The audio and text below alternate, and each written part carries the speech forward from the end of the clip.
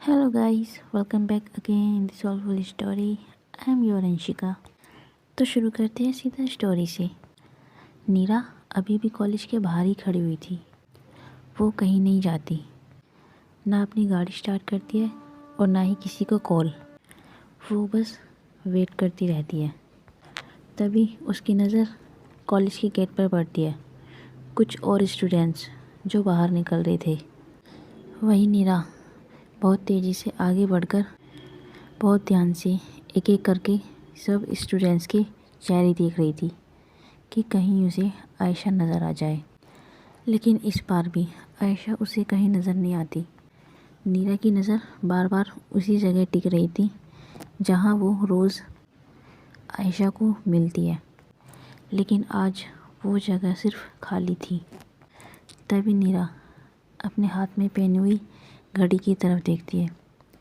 Time बस बीत रहा था और ये वक्त नीरा के लिए बहुत भारी था, या शायद इससे भी बुरा होने वाला। दोपहर की धूप जो बहुत तेज़ थी, शाम होते होते कहीं ढल सी गई। लेकिन नीरा अभी भी उसी पोजीशन में ही थी। उसके चेहरे पर आयशा की चिंता साफ झलक रही थी। नीरा यहाँ पर पैनिक करने लगी और अपने फ़ोन को हाथ में पकड़े हुए स्क्रीन को बार बार लॉक अनलॉक करती रही। कोई कॉल नहीं, कोई मैसेज नहीं। गेट के बाहर खड़े खड़े उसके पैरों में अब हल्की थकान होने लगी थी, लेकिन वो एक पल भी कहीं बैठती नहीं। शायद अब आ जाए, शायद जब आ जाए। वो हर कुछ मिनट में बस खुद से यही कहती। वहीं कॉलेज जब लगभग खाली होने ही वाला था, सिक्योरिटी गार्ड्स भी आपस में बातें कर रहे थे। जिस पार्किंग में नीरा की कार खड़ी थी, वहाँ से गाड़ियाँ भी अब कम होती जा रही थी, लेकिन नीरा अभी भी वहीं थी। उसके दिमाग में तरह तरह के बस ख्याल आ जा रहे थे। आयशा का जहन उसके दिमाग में घूम ही जा रहा था।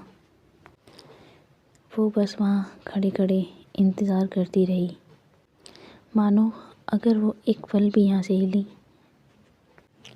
तो शायद आयशा यहाँ से निकल ना जाए और वो उसे देख ना पाए। काफ़ी लंबा इंतज़ार करने के बाद भी जब आयशा उसे कहीं नहीं दिखती, नीरा का दिल और ज़्यादा घबराने लगता है। वो फिर कॉलेज के गेट की तरफ जाती है और वहाँ जाकर अंदर जाने लगती है। तभी सिक्योरिटी गार्ड उसे रोकता है। कहाँ जा रहे हो? यहीं रुकिए मैडम, आप अंदर नहीं आ सकते। तभी नीरा, प्लीज़, एक लड़की है आयशा, वो अभी तक बाहर नहीं आई। तभी गार्ड कहता है, मैडम जिस शिफ्ट का एग्ज़ाम था वो कब का ख़त्म हो चुका है। वो शायद यहाँ से निकल चुके होंगे। आप यहाँ पे अपना टाइम ख़राब मत कीजिए। ये सुन के मानो नीरा की सांस अटक सी गई। स्टूडेंट्स भी अब सब निकल चुके थे। तभी गार्ड, अब अंदर कोई नहीं है। तभी नीरा थोड़ा अटकते हुए, पर वो भी बाहर नहीं आई।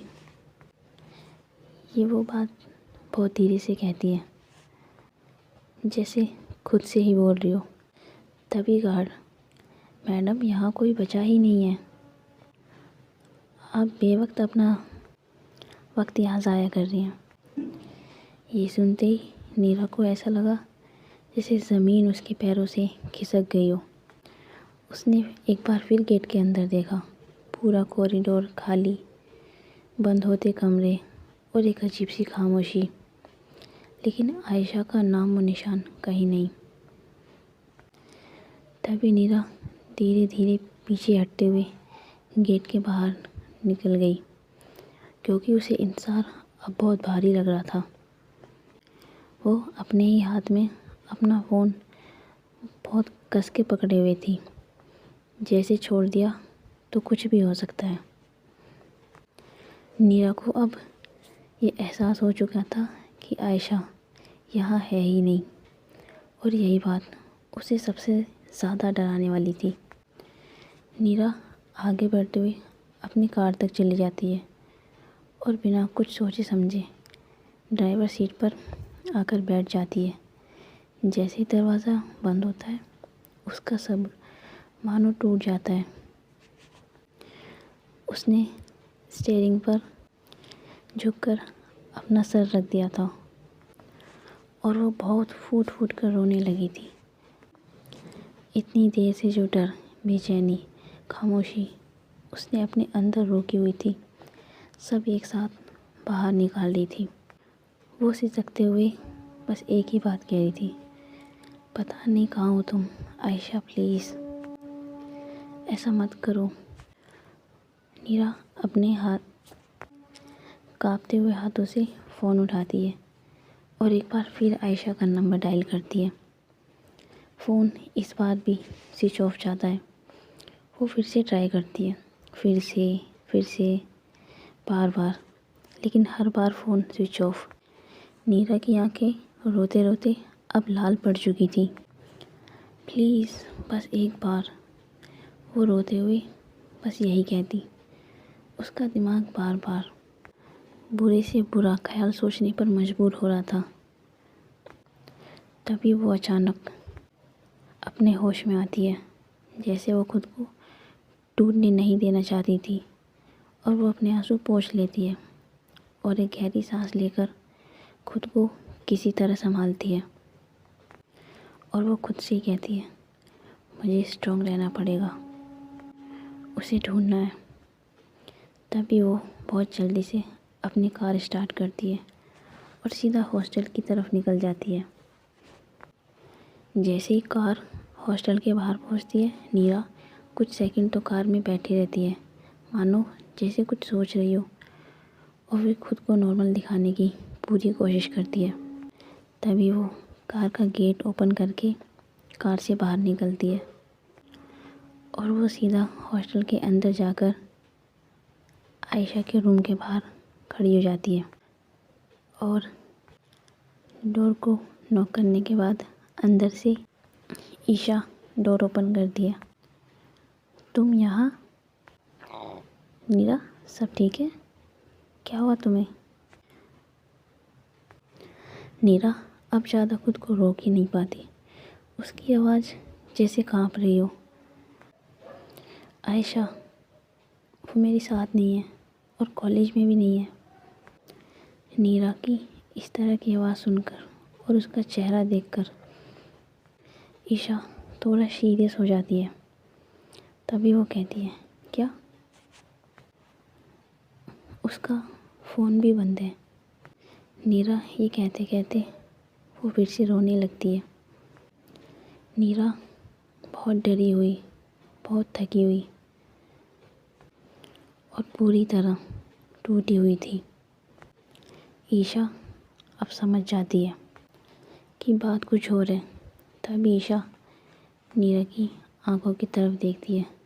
उसकी आंखें रो रो कर सूज चुकी थी, आवाज़ जो अब कांप रही थी। तभी नीरा ईशा से कहती है, आयशा कहाँ है? तुमने उसे देखा क्या? नीरा ये सवाल करके कुछ सेकंड के लिए चुप हो जाती है और फिर खुद से ही धीरे धीरे रोते हुए सब ईशा को बताने लगती है। ईशा जैसे ही ये सब सुनती है वो कहती है, एग्ज़ाम के बाद मैं भी बाहर आई थी। आयशा मुझे भी नहीं देखी। मैंने सोचा शायद तुम्हारे साथ चली गई होगी, क्योंकि हमेशा वो तुम्हारे साथ ही जाती है। नीरा का दिल ये सुनकर बैठ सा जाता है। मैं कॉलेज के बाहर वेट करती रही, पर वो आई ही नहीं। उसका फ़ोन भी बंद जा रहा है। ये कहते हुए नीरा बस रोई जा रही थी। तभी ईशा थोड़ा और सीरियस होते हुए, फ़ोन बंद? उसने तुरंत अपना फ़ोन निकाला और आयशा का नंबर डायल करने लगी। जब ईशा कॉल डायल करती है तब भी फ़ोन स्विच ऑफ। ईशा नीरा की तरफ देखती है। ये नॉर्मल नहीं लग रहा था। कुछ तो यहाँ पे अजीब है। नीरा की आंखों में फिर से आंसू बह निकलते हैं। पता नहीं वो कहाँ चली गई, कैसी है, ठीक भी है। वो रोते हुए बस यही कही जा रही थी। आज उसका लास्ट एग्ज़ाम था। मैं उसे लाने वाली थी, तभी ईशा आगे बढ़कर नीरा के कंधों पर हाथ रख लेती है। तुम पैनिक मत करो नीरा,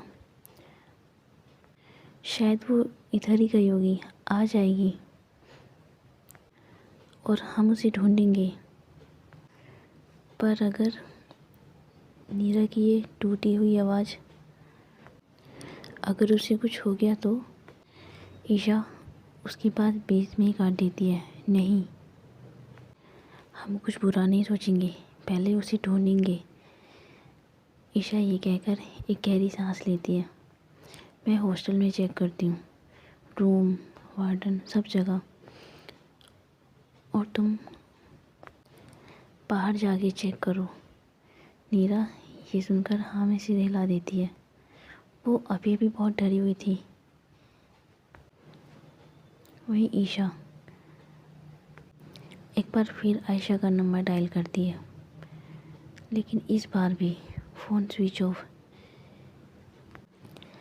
ईशा हिम्मत हार के फ़ोन नीचे करने लगती है और नीरा की तरफ देखती है। वही नीरा उस एक नज़र से समझ गई थी कि अभी भी वही रिस्पॉन्स। नीरा के चेहरे से मानो अब सारा रंग उतर सा गया था। उसकी आंखें सूजी हुई, सांसें अटकी हुई, बंद, अभी भी बंद। नीरा ये कांपती आवाज़ में ईशा से पूछती है। ईशा ये सुनकर कुछ नहीं कहती, बस हल्का सा हाँ में सिर हिला देती है। और बस वही पल जब नीरा की हिम्मत पूरी तरह टूट जाती है। मैं उसे लेने गई थी, आज उसका नेक्स्ट एग्ज़ाम था। मैंने उसे प्रॉमिस भी किया था कि मैं वहीं रहूँगी। नीरा बस खुद से ही बड़बड़ाई जा रही थी। उसके दिमाग में डर अब और गहरा होने लगा। एक डर जो अब तक दबाए हुई थी।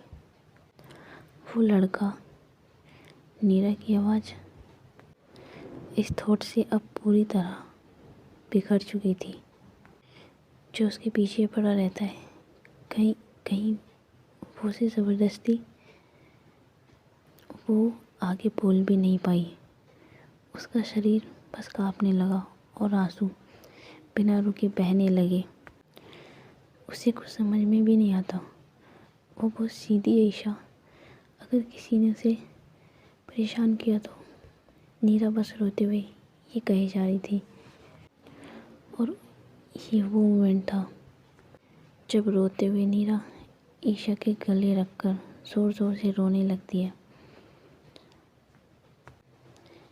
नीरा ऐसे रो रही थी मानो कोई पछतावा उसे खा रहा हो, और वो खुद को ही दोष देने लगती है। मुझे उसे अकेले नहीं छोड़ना चाहिए था, मैंने उसे बोलने का मौका भी नहीं दिया, और आज वो गायब। वो ईशा के गले लगकर रोते हुए बस यही कही जा रही थी। तभी ईशा उसे कसकर पकड़ लेती है। ईशा की भी आंखें बाहर आई थी, लेकिन वो खुद को संभाले रखती है। बस बस नीरा, ये कहकर ईशा उसकी पीठ सहलाने लगती है। तुम खुद को ब्लेम मत करो, अभी हम सब मिलकर उसे ढूंढेंगे। ईशा ये कहकर नीरा को समझाने लगती है। और कुछ देर बाद ही नीरा रोते हुए हॉस्टल से निकल जाती है। ईशा उसे बहुत रोकना चाहती थी, रुको नीरा, लेकिन नीरा उसकी एक भी नहीं सुनती। नीरा की आंखों से बस आंसू बहे जा रहे थे। पैर जैसे खुद ब खुद कार की तरफ बढ़ रहे थे, और वो फिर ड्राइवरी सीट पर आकर बैठती है और बहुत ज़ोर से दरवाज़ा बंद करती है और कार स्टार्ट कर देती है। उस वक्त नीरा के दिमाग में कोई प्लान नहीं था। कहाँ जाना है, कैसे जाना है, कहाँ ढूंढना है, किससे बात करनी है, और सिर्फ एक ही नाम, आयशा, जो बार बार उसके जहन में आ रहा था। नीरा अपनी कार तेज़ रफ्तार से शहर की सड़कों पर दौड़ाने लगती है। वो हर उस जगह जाती है जहाँ आयशा कभी जाती थी, कॉलेज के पास, लाइब्रेरी के पास। एक बार को तो वो लाइब्रेरी के अंदर भी चली जाती है कि कहीं वहीं तो नहीं पहुंच गई, लेकिन वो उसे वहाँ भी नज़र नहीं आती। फिर वहाँ से कैफ़े से पार्क से आइसक्रीम वाली शॉप, ऐसे ही इधर उधर बस उसे ढूंढती रहती है। कार आगे बढ़ते हुए जैसे ही हर लाल बत्ती पर रुकती, नीरा कार से बाहर निकलकर थोड़ा झांकने लगती। अब तो नीरा को ये गलतफहमी होने लगी कि उसे हर लड़की में आयशा दिखने लगती। ये नहीं, ये भी नहीं। नीरा का मन बहुत बेचैन हो रहा था। वो साथ ही साथ अपने फ़ोन से बार बार आयशा का नंबर डायल करती।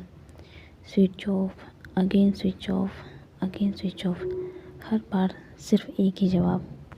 नीरा की हालत अब बहुत ख़राब हो चुकी थी। आंसू उसकी आंख से रुक ही नहीं रहे थे। उसके आंसू कभी गालों से बह निकलते, कभी स्टीयरिंग पर आ गिरते।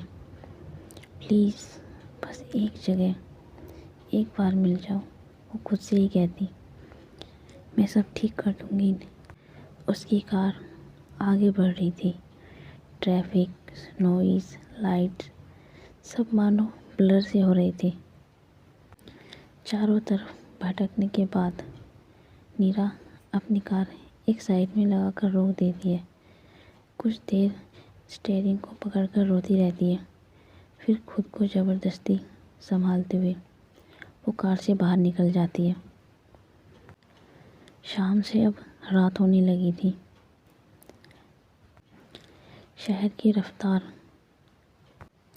वो भी अब धीमी हो रही थी, लेकिन नीरा वो बिल्कुल नहीं दिखती। वो पागलों की तरह चारों तरफ बस आयशा को ढूंढ रही थी, हर गली, हर मोड़, हर छाया, लेकिन आयशा उसे कहीं नहीं मिलती।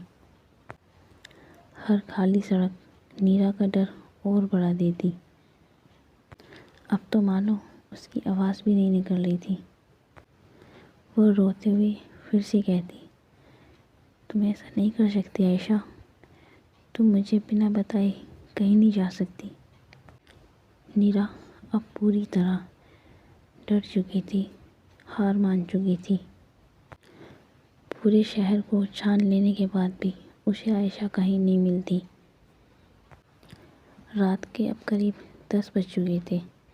नीरा की कार एक साइड पे खड़ी हुई थी। उसका सिर अभी भी स्टीयरिंग पर टिका हुआ था। आंखें सूजी और दिल जैसे तेज़ रफ्तार से दौड़ रहा हो। तभी उसका फ़ोन वाइब्रेट करता है। स्क्रीन पर साक्षी का नाम। नीरा अपने कांपते हुए हाथों से कॉल रिसीव कर लेती है और वो कुछ बोल नहीं पाती। तभी दूसरी साइड से हेलो, लेकिन जवाब में साक्षी को सिर्फ नीरा की रोती हुई सांसें सुनाई देती। नीरा, साक्षी घबरा कर कहती है, तुम रो क्यों रही हो, क्या हुआ? नीरा इतनी टूट चुकी थी कि वो अब खुद को रोक ही नहीं पाई। आयशा, वो अपनी टूटी हुई आवाज़ से कहती। साक्षी, आयशा कहीं मिल नहीं रही। साक्षी ये सुनते एकदम चुप सी हो गई। क्या मतलब? उसने ये डरते हुए कहा। कॉलेज के बाद घर नहीं आई क्या? मैं लेने गई थी। नीरा रोते हुए ये कह दिया। मैंने हर जगह उसे ढूंढा, कॉलेज, हॉस्टल, लाइब्रेरी, पूरा शहर, और उसका फ़ोन भी बंद है। नीरा की आवाज़ अब सिसकियों में बदल चुकी थी। मुझे कुछ समझ नहीं आ रहा, वो कहाँ गई? मैं उसे ढूंढ ढूंढ के थक चुकी हूँ, वो कहीं नहीं है। तभी साक्षी, तू कहाँ है अभी? मुझे नहीं पता, बस कार में हूँ। रात भी काफ़ी हो गई है और वो अभी तक नहीं मिली। तभी साक्षी, सुन, तू पैनिक मत कर, मैं आ रही हूँ, मुझे अभी लोकेशन भेज। नीरा अब अपना फ़ोन बहुत कसकर पकड़ लेती है। उसकी आवाज़ बेहद कमज़ोर हो चुकी थी। मुझे बहुत डर लग रहा है साक्षी, अगर उसे कुछ हो गया तो वो आगे बोल भी नहीं पाई। उससे कुछ नहीं होगा, हम सब मिलकर उसे ढूंढेंगे, और तू स्ट्रॉन्ग बन। साक्षी फ़ोन पर बात करते करते बस अपने घर से निकल चुकी थी। रात का अंधेरा अब और गहरा हो रहा था। सड़क के किनारे नीरा की कार खड़ी थी, हेडलाइट बुझी हुई, लेकिन अंदर नीरा की हालत जैसे तूफान से गुजर रही हो। तभी दूर से एक कार आकर रुकती है, फिर दूसरी, फिर तीसरी। सभी के दरवाजे खुलते हैं। तभी साक्षी, रिया, आरुष और रुचि तेज कदमों से अपनी कारों से उतरकर नीरा की तरफ बढ़ते हैं। नीरा। साक्षी जैसे ही नीरा का नाम पुकारती है, नीरा अपना सर उठाकर ऊपर की तरफ देखती है। नीरा उन सबको एक साथ देखकर उसका बचा कुचा सब्र भी टूट चुका था। तभी वो अपनी कार से उतरती है, लेकिन उसके पैर बहुत कांप रहे थे और वो कहती है वो नहीं मिली अभी तक भी। और अगले ही पल नीरा साक्षी को कसकर पकड़ लेती है और फिर फूट फूट कर बहुत रोती है। वही साक्षी जो उसे जोर से थाम लेती है। बस नीरा, बस, हम आ गए, हम सब संभाल लेंगे, तू शांत हो जा।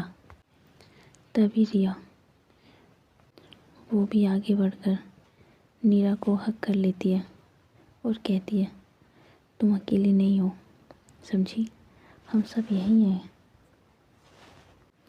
लेकिन नीरा, उसका तो रो रो कर बहुत बुरा हाल हो चुका था। तभी सब एक एक करके उसे एक साथ हक करते हैं। रुचि, आरुष, साक्षी, रिया सब उसे संभाल रहे थे। वो सीधी है, उसे दुनिया के बारे में कुछ नहीं पता। अगर किसी ने उसके साथ कुछ कर दिया तो। नीरा रोते हुए ये सब कह रही थी। तभी आरुष, जो अब तक शांत था, वो नीरा से कहता है नीरा, डरो मत, अभी ऐसा कोई प्रूफ नहीं है और उसे कुछ नहीं होगा, भरोसा रखो, मिल जाएगी वो। लेकिन नीरा का डर जो बढ़ता ही जा रहा था। मैं उसे बोल भी नहीं पाई। नीरा खुद को ही कोसते हुए कहती है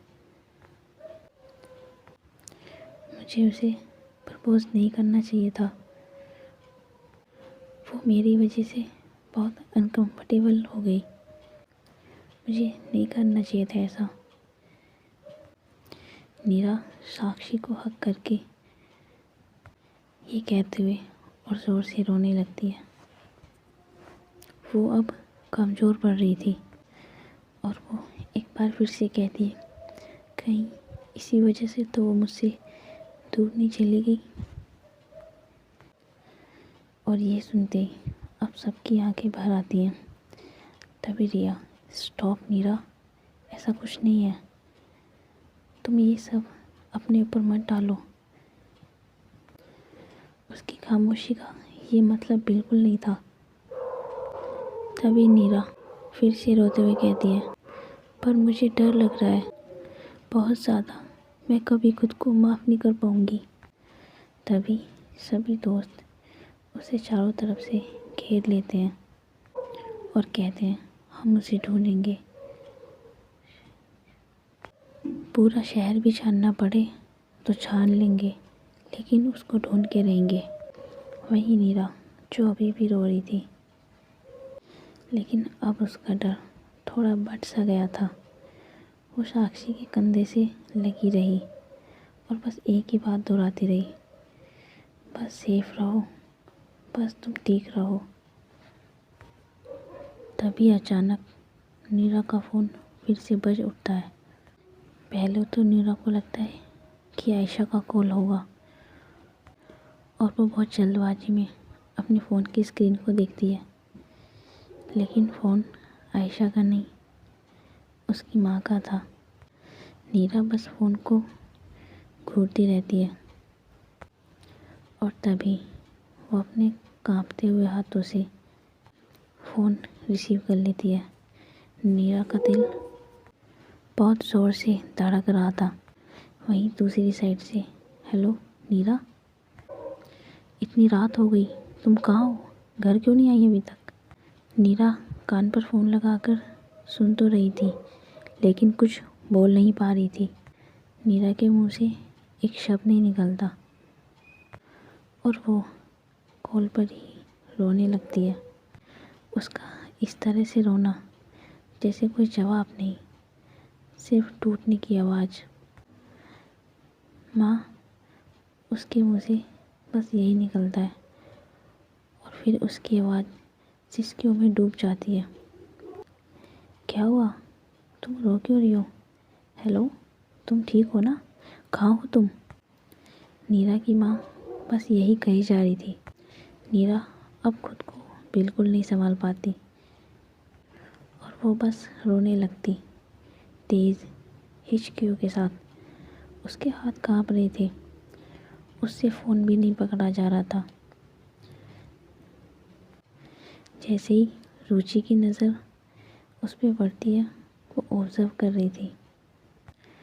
रुचि समझ गई थी कि अगर बात नहीं संभाली तो नीरा पूरी तरह से टूट जाएगी और रुचि धीरे से नीरा के हाथ से फ़ोन ले लेती है।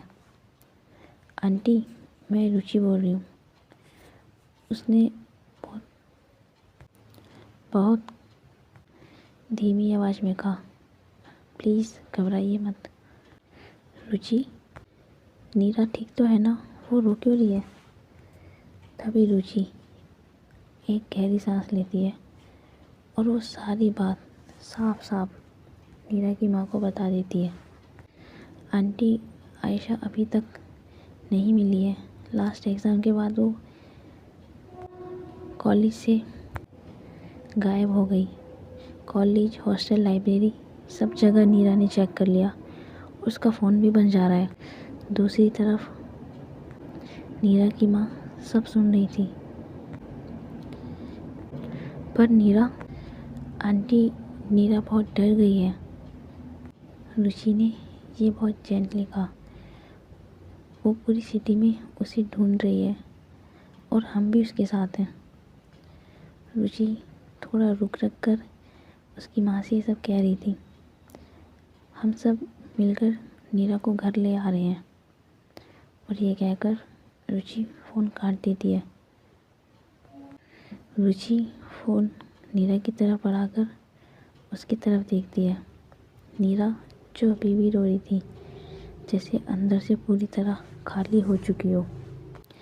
वही साक्षी और रिया, जो अभी भी उसके दोनों हाथ थामे हुए बैठे थे। तभी साक्षी कहती है, चलो नीरा, घर चलते हैं। वही नीरा टूटी आवाज़ में कहती है, जब तक वो नहीं आएगी मैं कहीं नहीं जाऊंगी। तभी आरुष नीरा, तुम्हारी हालत अभी ठीक नहीं है, घर चलो, घर चलना ज़रूरी है। अगर तुम अपना ध्यान नहीं रखोगी तो कैसे उसको ढूंढोगी। तभी रुचि नीरा की तरफ आगे बढ़कर, हम हार नहीं मान रहे नीरा, बस थोड़ा रेस्ट करो, फिर कल सुबह से उसको दोबारा ढूंढेंगे। हो सकता है वो कहीं गई हो और तुम्हें ना बताना चाह रही हो। नीरा की आंखों से बस आंसू बहे जा रहे थे, लेकिन अब शरीर में उसकी कोई ताकत नहीं बची। वो बस चुपचाप अपना सिर हिला देती है और सब दोस्त एक एक करके नीरा को ऑलमोस्ट सहारा देते हुए कार तक ले जाते हैं। कोई उसका बैग पकड़ता है। सब नीरा को संभालते हुए कार की तरफ ले जा रहे थे। नीरा, वही कार जो धीरे धीरे करके उसके घर की तरफ बढ़ रही थी। रात की सड़कें सुनसान, स्ट्रीट लाइट्स एक एक करके पीछे छूट रही थी। नीरा पीछे सीट पर बैठी हुई थी और बस खिड़की के बाहर देख रही थी। हर मोड़ पर उसे ऐसा लगता शायद अब आयशा उसे दिख जाए, लेकिन ये उम्मीद भी जो पीछे ही छूट रही थी। तभी कार उसके घर के गेट के सामने रुकती है। नीरा जो कार से उतर ही नहीं रही थी, तभी रिया उससे कहती है, चलो नीरा, अंदर चलें। घर के अंदर की लाइटें जली हुई थी। वहीं नीरा की माँ ड्राइंग रूम में टहल रही थी। वो बार बार दरवाजे की तरफ देख रही थी। रजत भी वहीं खड़ा हुआ था। उसके चेहरे पर भी चिंता साफ दिख रही थी। तभी जैसे ही मेन दरवाज़ा खुलता है, नीरा और उसके दोस्त अंदर आते हैं। नीरा का चेहरा बिल्कुल पीला पड़ चुका था, आंखें सूजी हुई, कदम लड़खड़ा रहे थे। नीरा, उसकी माँ ये कहकर तेज़ी से उसकी तरफ बढ़ती है। बस यही एक पल था। नीरा जैसे ही अपनी माँ को देखती है, उसी पल उसके अंदर का सब कुछ मानो टूट गया हो। वो कुछ बोल भी नहीं पाई। उसके पैरों ने भी अब जवाब दे दिया था और वो वहीं रोते हुए बस ज़मीन पर बैठ जाती है। नीरा इस तरह से रो रही थी मानो उसका सब कुछ टूट के बिखर गया हो। उसके मुंह से बस एक ही शब्द निकलता है, माँ, और उसकी सिसकियाँ तेज़ हो जाती हैं। तभी नीरा की माँ बहुत घबरा गई। वो तुरंत उसके पास आके बैठ गई, उसका चेहरा अपने हाथों में लेती हैं। तभी वो कहती हैं, उठो नीरा, ऐसे ज़मीन पर क्यों बैठी हो, क्या हुआ, क्यों रो रही हो। और फिर वो नज़र उठाकर साक्षी, रुचि, आरुष, रिया एक एक करके सबकी तरफ सवाली नज़रों से देखती हैं, लेकिन सबकी आंखें झुकी हुई थीं। रजत भी नीरा को इस तरह से देखकर तुरंत नीरा को उठाने लगता है। वो घबरा कर कहता है, नीरा क्या हुआ, बोलो, हम हैं यहीं, किसी ने कुछ कहा क्या, बताओ नीरा। लेकिन नीरा जो कुछ बोल ही नहीं पा रही थी। उसका शरीर बस काँप रहा था, सांसें मानो उखड़ी हुई हों और आंसू जो रुकने का नाम ही नहीं ले रहे थे। तभी उसकी माँ अपने हाथ से उसके आंसू पोंछती है और उसके सिर पर हाथ फेरते हुए, क्या हुआ नीरा बच्चे, इतना क्यों परेशान हो। तभी नीरा रोते हुए अपनी माँ की साड़ी को कसकर पकड़ लेती है, जैसे डूबते हुए किसी तिनके को सहारा मिल जाए। और वो रोते रोते अपनी माँ और रजत को सब बता देती है। तो गाइस, आज के लिए बस इतना ही। मिलते हैं नेक्स्ट पार्ट में। तब तक आप अपना और अपने चाहने वालों का ध्यान रखें। स्टोरी को लाइक, कमेंट और पेज को सब्सक्राइब करना ना भूलें। बाय।